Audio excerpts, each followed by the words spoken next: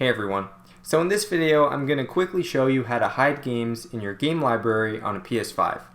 This is a feature that was added recently in the 21.01 firmware update for PlayStation 5.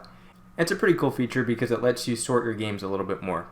So to do this, just go to your game library, hover over a game, and then click the options button on your controller, which is the small button with 3 straight lines on top of it.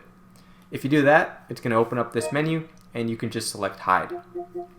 I'm going to do that one more time for this game as well. And if you want to view all the hidden games, you can actually do that by going over to the sort and filter button on the left side. And that's going to open up this hidden items toggle. So toggle it on and it'll show you the games that you've hidden. Now from here you can actually sort the games using your standard options like this. However, the platform and source filters for some reason are disabled. And I haven't been able to figure out how to enable them. I don't think there's a way, but let me know in the comments if you know one.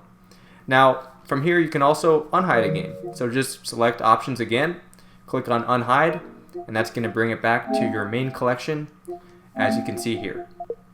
So that's really all there is to it.